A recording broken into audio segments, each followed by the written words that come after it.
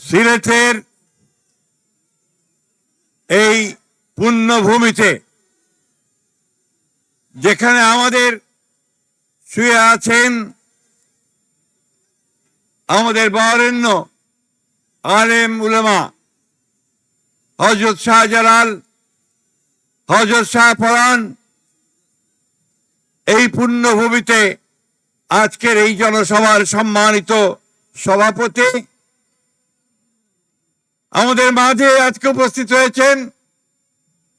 আমরা যে কারণে দীর্ঘ 15টা বছর লড়াই করেছি, সংগ্রাম করেছি আমাদের অধিকার আদায়ের জন্য, যিনি সুদূর বিলাত থেকে আমাদেরকে অনুপ্রাণিত করেছেন, যিনি আমাদেরকে পথ দেখিয়েছেন, আন্দোলনে ঝাঁপিয়ে পড়তে অনুপ্রাণিত করেছেন, সেই নেতা যিনি আজকে আমাদের মাঝে এখানে উপস্থিত আছেন, আমাদের তারেক রহমান সাহেব।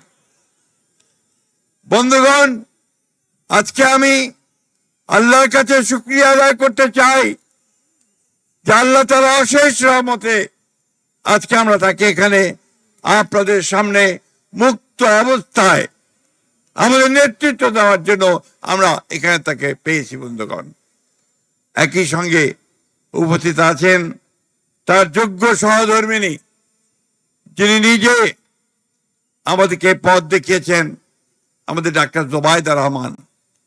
এই সিলেট হচ্ছে সেই সিলেট যেখানে মুক্তিযুদ্ধের সর্বাধিনায়ক এমএজি উসমানীর জন্ম হয়েছে। এই সিলেট হচ্ছে সেই সিলেট যেখানে আপনাদের উন্নয়নের নেতা সাইফুর রহমানের জন্ম হয়েছে।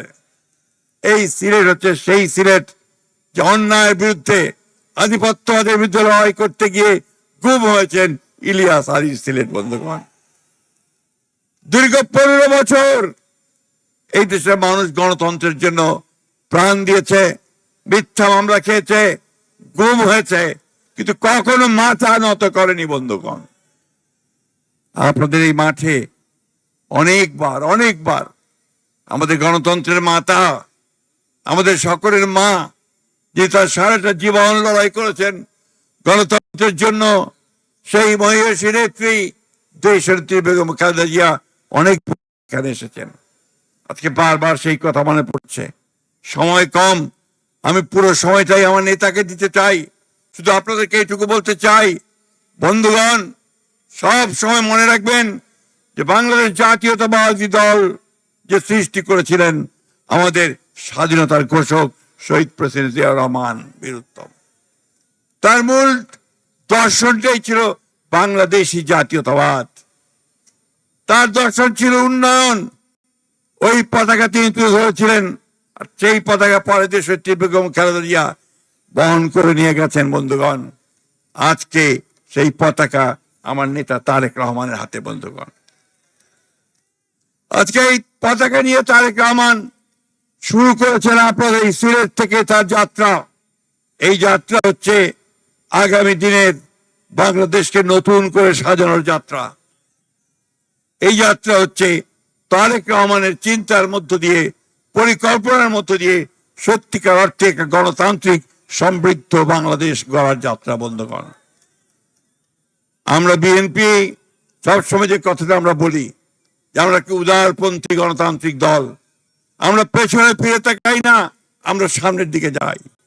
বন্ধুগণ, আজকে একটা দল, রাজনৈতিক দল বিভিন্ন রকম কুৎসারটনা করছে, মিথ্যা কথা বলছে আমাদের নেতাদের বিরুদ্ধে, এমনকি আমাদের নেতা তারেক রহমান সাহেবের বিরুদ্ধেও তারা মিথ্যা রটনা করছে। বন্ধুগণ, এই দলটাকে আপনারা চেনেন? কোন দল এটা? এই দলটা কি ভোট পাবে? বাংলাদেশে যে জায়গা আছে বন্ধুগণ, এরা বাংলাদেশের স্বাধীনতাকে বিশ্বাস করেনি, এরা পাকিস্তানও চায়নি। বন্ধুগণ, আজকে নতুন করে এরা বলতে শুরু করেছে এরা কি আপনার এখন বাংলাদেশ তৈরি করবে নতুন করে। আমাদেরকে সাবধান থাকতে হবে এই সমস্ত দল ব্যক্তিদের হাত থেকে যারা মানুষকে বিভ্রান্ত করতে চায়। আজকে লড়াই এদের বিরুদ্ধে। বন্ধুগণ, আজকে নতুন করে সে লড়াই আমাদের জয়লাভ করতে হবে। আমাদের তারেক রহমান সাহেব আমাদের যে নেতৃত্ব দিচ্ছেন, সেই নেতৃত্বের অগ্রযাত্রায় সামনে এগিয়ে গিয়ে তারেক রহমান সাহেবকে প্রধানমন্ত্রী করে বাংলাদেশকে আমরা সত্যিকার অর্থেই একটা গণতান্ত্রিক সুখী সমৃদ্ধ বাংলাদেশ গড়ে তুলব ইনশাআল্লাহ। আপনারা সবাই ভালো থাকবেন, সুস্থ থাকবেন। আরে নেতা আছে কি, কথা বলেন না কেন? সিলেটবাসী কি স্তব্ধ হয়ে গেছে? তা জোরে বলেন, নেতা আছে? ভবিষ্যতের প্রধানমন্ত্রী কে? আরো জোরে বলতে হবে, ভবিষ্যৎ প্রধানমন্ত্রী কে? আরে জিতবে কে? মার্কা কি, দরকার কি? এই ধরনের শেষকে নিয়ে এগিয়ে চলুন। আসসালামু আলাইকুম, খুদা হাফেজ।